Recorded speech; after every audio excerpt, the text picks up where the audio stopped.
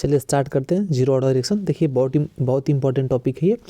और लास्ट में ना हम ये ग्राफ भी देखेंगे, ग्राफ तो और ही ज़्यादा इंपॉर्टेंट है। इसमें हम कवर करेंगे जीरो ऑर्डर रिएक्शन के बारे में। आइए पहले समझते हैं। देखिए पहले इसके बारे में आपको समझाते हैं ना। देखिए बहुत लोगों को पता ही नहीं होता कि जीरो ऑर्डर रिएक्शन होता क्या है, तो इस बात को हम पहले समझ लेते हैं। देखिए होता क्या है, आपका यहाँ पे देखिए रिएक्टेंट है और ये आपका प्रोडक्ट है। आपका जो प्रोडक्ट बनता है ना वो किसके ऊपर डिपेंड करता है भाई? रिएक्टेंट के ऊपर डिपेंड करता है, ये रिएक्टेंट के ऊपर डिपेंड करता है। नॉर्मली ऐसे होता है, लेकिन कुछ रिएक्शन ऐसे भी होते हैं ना जो इस रिएक्टेंट के ऊपर डिपेंड ही नहीं करते हैं। ये प्रोडक्ट की जो स्पीड है, कुछ भी कह लीजिए, जो प्रोडक्ट बन रहा है ना वो रिएक्टेंट के ऊपर डिपेंड ही नहीं करता है। मतलब ऐसे रिएक्शन जो रिएक्टेंट के ऊपर डिपेंड ही नहीं करते हैं, ऐसे रिएक्शन जिनका प्रोडक्ट रिएक्शन के ऊपर डिपेंड ही नहीं करता है, उसे कहते हैं जीरो ऑर्डर रिएक्शन। ये बात क्लियर हो? ये बात बहुत लोगों को पता ही नहीं होता है। तो हमने आपको ये समझाया कि जीरो ऑर्डर रिएक्शन कहते क्या हैं। किसे कहते हैं भाई? ऐसा रिएक्शन देखिए यहाँ पे लिखा है क्या, एनसीईआरटी में उसी बात को घुमा के लिखता है। कैसे कह रहा है? Zero order reaction means that the rate of reaction is proportional to zero power of the concentration of the reactant. ये बताइए, यदि हम रिएक्टेंट की पावर जीरो कर देंगे तो इसकी वैल्यू कितनी हो जाएगी? 1 हो जाएगी ना। यदि हम रिएक्टेंट की पावर जीरो कर देंगे तो इसकी वैल्यू भाई 1 हो जाएगी। जब इसकी वैल्यू भाई 1 हो गई ना तो देखिए प्रोडक्ट के ऊपर डिपेंड ही नहीं कर रहा है।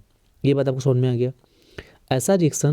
ऐसा रिएक्शन जिसका प्रोडक्ट रिएक्टेंट के ऊपर डिपेंड नहीं करता है उसे कहते हैं जीरो ऑर्डर रिएक्शन। इसका डेरिवेशन आपके एग्जाम में पूछा जाता है और नीचे का जो ग्राफ है वो ज़्यादा इंपॉर्टेंट है, वो भी पूछा जाता है। तो चलिए आइए निकालते हैं। आइए यहाँ पे देखिए, पहले आपको पढ़ के यहाँ पे दिखा दे रहे हैं। देखिए तो हमने यहाँ तक बता दिया आपको जीरो। देखिए zero power of the concentration of the reactant consider the reaction. कह रहा है कि आपके पास कोई रिएक्शन है, कह रहा है आपके पास कोई रिएक्शन है और वो प्रोडक्ट में कन्वर्ट हो रहा है, तो आपका प्रोडक्ट में कन्वर्ट हो रहा है। तो इसका हम रेट का इक्वेशन लिख लेते हैं। देखिए रेट का इक्वेशन लिखेंगे हम minus d p by d t equal to k r to the power zero. चलिए बात को समझिएगा आप। अब यहाँ पे ये कैसे होगा ये देखिएगा। ये आपका जो d r by d t, sorry ये d r by d t, ये जो आपका d r by d t है ना, यहाँ पे माइनस साइन क्या बताता है? माइनस साइन ये बताता है कि जैसे जैसे टाइम बीतेगा ना रिएक्टेंट की वैल्यू कम होती जाएगी और प्रोडक्ट की वैल्यू बढ़ती जाएगी। ये होता है माइनस का मतलब। तो यहाँ पे लिखा गया जो आपका माइनस, यहाँ पे जो आपका लिखा गया minus d r by d t. देखिए d r by d t ये आपको तो समझ में आ गया कि माइनस क्यों लिखा गया है। D r by d T यहाँ पे माइनस इसलिए लिखा गया कि आपका रिएक्टेंट धीरे धीरे कम होने लगता है और प्रोडक्ट बाद में बढ़ने लगता है। इक्वल टू के आर के पावर जीरो, आर के पावर जीरो। आर की पावर जीरो का मतलब क्या हो गया? 1। मतलब ये क्या हुआ? ये जो रेट ऑफ रिएक्शन है ना वो रिएक्टेंट के ऊपर डिपेंड नहीं कर रहा है और यहाँ पे एक के कांस्टेंट आ गया, ये रेट कांस्टेंट कहते हैं। तो अब आगे देखिएगा दूसरे स्टेप में क्या यहाँ पे लिखा गया है। खैर यहाँ पे वही बात बता रहा है, कह रहा है कि any quantity raise to power zero is unity. कह रहा है किसी एक्स की पावर हम जीरो कर देंगे इसकी वैल्यू 1 हो जाएगी, वाई की पावर जीरो कर देंगे उसकी वैल्यू 1 हो जाएगी, किसी की भी पावर जीरो कर देंगे उसकी वैल्यू कितनी हो जाएगी भाई? 1 हो जाएगी।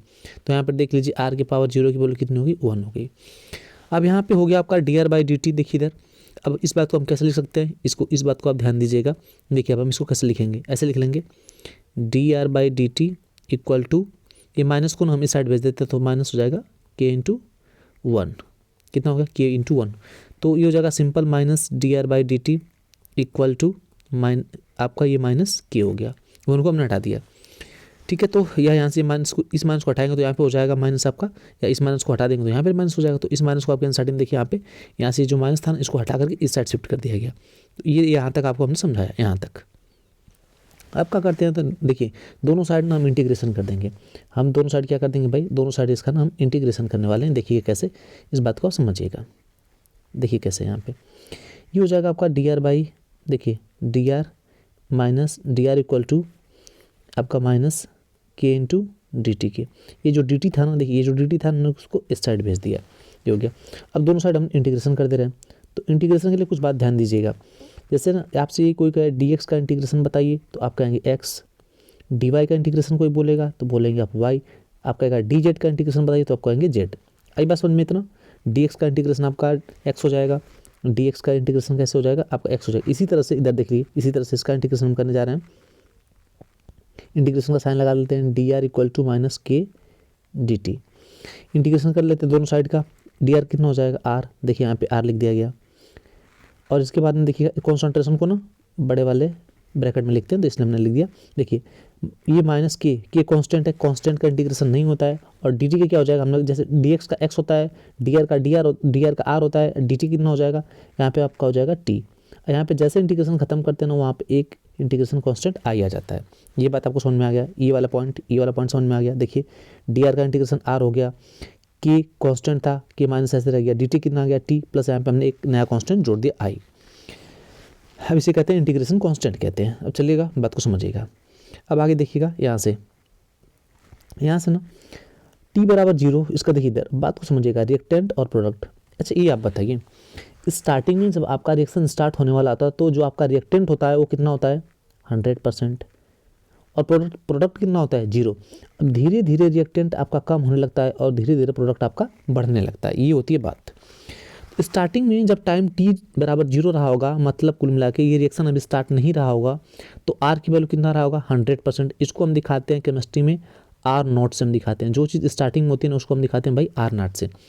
तो t की वैल्यू जब 0 रहा होगा तो आपका जो रिएक्टेंट रहा होगा 100% रहा होगा, उस 100% को हम आर नॉट से दिखाते हैं और प्रोडक्ट आपका 0 रहा होगा। तो चलिए इस बात को एनसीईआरटी में देखिए कैसे आपको समझाया जा रहा है, ये बात को ध्यान दीजिएगा।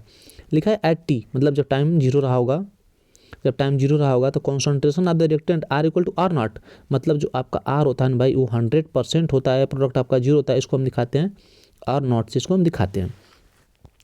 तो ये हो गया आपका आर नॉट से इसको दिखाते हैं। तो आइए इस बात को फिर से समझते हैं। तो देखिएगा यहाँ पे कह रहा है कि where R naught is the initial constant, हमने आपको बताया ना इनिशियल कॉन्सेंट्रेशन था जो स्टार्टिंग में 100% होता है ऑफ द रिएक्टेंट।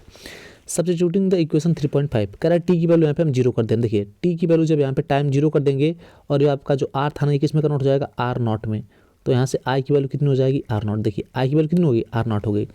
तो यही पे देखिए यहाँ पे निकाला गया, यहाँ पे देखिए आर की वैल्यू आपने निकाल के दिया आर नॉट, इसकी वैल्यू उठा करके हम यहाँ पे पुट कर देते हैं। देखिए आई की वैल्यू यहाँ पे उठा के यहाँ पे पुट कर देते हैं। पता है ऐसा क्यों किया जाता है, ऐसा इसलिए किया जाता है जो आप इंटीग्रेशन कांस्टेंट लगाते हैं उसको हटाना भी पड़ता है, इसलिए हम यहाँ से आई की वैल्यू निकालते हैं।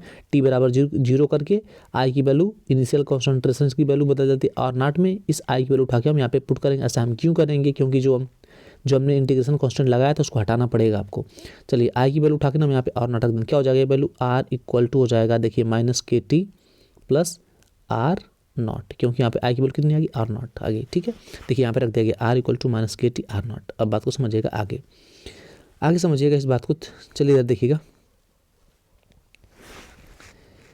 अब यहीं से बात को समझिएगा ना। अब देखिएगा अब हम क्या करेंगे, अब ग्राफ खींचेंगे, यहाँ पे हम ग्राफ खींचेंगे। देखिए कैसे आपका ये वैल्यू आ गई आर इक्वल टू, ये वैल्यू आपकी आ गई आर इक्वल टू माइनस के टी प्लस आर नॉट। अब ये ग्राफ ना बहुत इंपॉर्टेंट होता है, इस बात को आप देखिएगा, इस ग्राफ को आप देखिएगा कैसे यहाँ पे ग्राफ खींचा गया। इस ग्राफ के बारे में हम आपको थोड़ा सा बताते हैं। बहुत सिंपल सा ग्राफ है, बस ध्यान दीजिएगा, ये आपके बोर्ड में पूछा जाता है। तो इक्वेशन क्या आया था भाई, लिख लेते हैं आर इक्वल टू माइनस के टी प्लस आर नॉट, ये आया था आपका फाइनल इक्वेशन। अब देखिएगा आपको क्लास 10th में पढ़े हैं स्ट्रेट लाइन का equation y equal to m x plus c, y equal to m x plus, ये स्ट्रेट लाइन का ये आपका ग्राफ होता है। ठीक है, इक्वेशन होता है, ऐसे खींचेंगे तो ये स्ट्रेट लाइन आता है। देखिए जब इस आपका ना जब आपका ग्राफ यहाँ से स्टार्टिंग होता है ना, ओरिजिन से स्टार्टिंग होता है ना, तो सी की वैल्यू कितनी होती है 0। और इसी ग्राफ को हम ऊपर से कुछ स्टार्ट करेंगे ना, कुछ ऊपर से स्टार्ट करेंगे तो ये होती है सी की वैल्यू। आई बात समझ में, ओरिजिन को छोड़ के जितना ऊपर से हम स्टार्ट करते हैं ये वैल्यू होती है सी की, ये वैल्यू होती है। इतनी बात समझ में आएगी। तो देखिएगा जब हम कंपेयर करेंगे ना तो वाई की वैल्यू किसके बराबर हो जाएगी आर के, एम की वैल्यू किसके बराबर हो जाएगी भाई के, और सी की वैल्यू बराबर हो जाएगी आर नॉट के। तो बात देखिएगा आपका इधर एक्स एक्सिस था और इधर वाई एक्सिस था। आई बात समझ में। देखिए एक्स एक्सिस पे हमने किसको दिखा दिया टाइम को, तो देख लीजिए हमने टाइम को दिखा दिया। और देखिए वाई किसके बराबर हो जाएगा आपका, ये वाई जो किसके बराबर हो जाएगा भाई, ये वाई देखिए वाई आर के बराबर हो जाएगा। तो देखिए इस पर कॉन्सेंट्रेशन ऑफ आर, ये हो गया आपका आर, देख रहे हैं आप, ये हो गया आर। अब देखिएगा ये जो आपका जो ये आपका एम है ना वो के में कन्वर्ट हो जाएगा। ये जो देखिए एम है ना वो किस में कन्वर्ट हो गया भाई माइनस के में, स्लोप बताएगा, ये होता क्या भी बताएंगे आपको। देखिए एम आपका के में कन्वर्ट हो गया। जो सी था ना भाई, हमने आपको कहा था ना कि ये वैल्यू देखिए, ये वैल्यू सी होती है, जितना ऊपर से हम स्टार्ट करेंगे ओरिजिन को छोड़ के जितना ऊपर से हम स्टार्ट करेंगे उसको सी कहते हैं। तो देख लीजिए आपका जो सी है आर नॉट में कन्वर्ट हो जाएगा। तो देखिए जो सी था ना ये ग्राफ हम देखिए यहाँ से स्टार्ट कर रहे हैं, हम ग्राफ देखिए यहाँ से स्टार्ट कर रहे हैं ना। तो ग्राफ जब हम यहाँ से स्टार्ट कर रहे हैं तो बात को समझिएगा थोड़ा ध्यान से। देखिए ग्राफ को हमने यहाँ से स्टार्ट किया, हमने यहाँ से स्टार्ट किया। अब दो बात यहाँ से हो सकती है, आप कहेंगे सर ये बताइए आपने ये जो ग्राफ खींचा आप तो ऊपर से खींच रहे हैं, ये ग्राफ नीचे क्यों आया? तो उसका रीज़न समझ लीजिएगा आप ध्यान से, उस बात का आप रीज़न समझिएगा ध्यान से। हम ये ग्राफ ऊपर क्यों नहीं खींच रहे हैं, ये ग्राफ हम नीचे ही क्यों खींच रहे हैं, इस बात को समझिएगा। देखिए भाई होता क्या ना, आपका जो रिएक्टेंट होता है, आपका जो रिएक्टेंट होता है ना, देखिए ये प्रोडक्ट स्टार्टिंग में रिएक्टेंट की वैल्यू होती है 100%, प्रोडक्ट होता है 0। जैसे जैसे टाइम स्पेंड होता है आपका रिएक्टेंट ये 50 हो जाएगा तो ये भी हो जाएगा 50, ये हो जाएगा, ये हो जाएगा आपका 30, तो हो जाएगा आपका 70।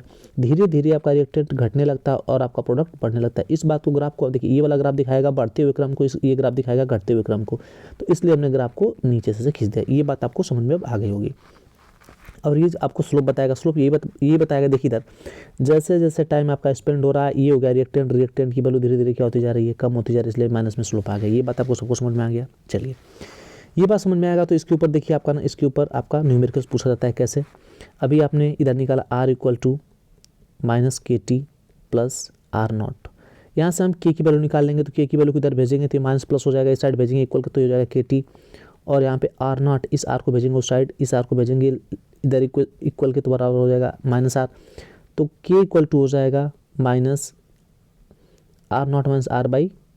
यही इक्वेशन यहाँ पे देखिएगा, यही बात यहाँ पे निकाला गया, यही बात यहाँ पे निकाल दिया गया। आई बात समझ में? तो ये देखिए यहाँ से K की वैल्यू आपकी पूछी जाती है। देखिए इनिशियल कॉन्सेंट्रेशन देगा आपका, इसके बाद फाइनल मतलब कितना कॉन्सेंट्रेशन कम हुआ ये दे देगा, टाइम दे देगा, कहेगा कि K की वैल्यू निकालिए। तो आप रेट कांस्टेंट K को बोलते हैं, रेट कांस्टेंट बोलते हैं, K की वैल्यू आप आराम से निकाल लेंगे।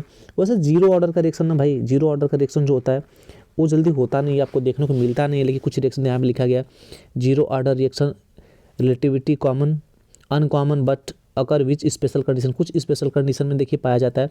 सम enzyme catalyse reaction and reaction with occur on the reaction the decomposition of.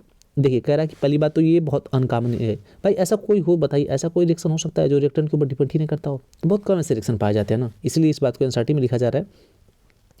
कह रहा है कि अनकॉमन होते हैं, लेकिन कुछ कह रहा है कुछ एंजाइम वाले, यहाँ पे कह रहा है सम एंजाइम वाले ने कैटालाइज्ड के एग्जांपल कुछ पाए जाते हैं। और यहाँ पे देखिए अमोनिया का जो ब्रेक डाउन किया गया, डिकम्पोजिशन किया गया, तो उसके लिए एग्जांपल यहाँ पे दिया गया। कह रहा है कि यहाँ पे देखिए the decomposition of gases ammonia on A hot platinum surface on the reaction is high pressure. कह रहा है कि हाई प्रेशर पर सरफेस पे, मेटल के सरफेस पे प्रोवाइड किया जा सकता है। अमोनिया का डिकम्पोजिशन हमने करवाया, ठीक है, किसके, मेटल सरफेस के, प्लेटिनम मेटल सरफेस के ऊपर करवाया। तो कुछ ही एग्जांपल ऐसे होते हैं जो जीरो ऑर्डर के रिएक्शन होते हैं, बाकी नहीं होते। चलिए इस वीडियो में इतना ही, अगली वीडियो में हम देखेंगे first order reaction. Thank you.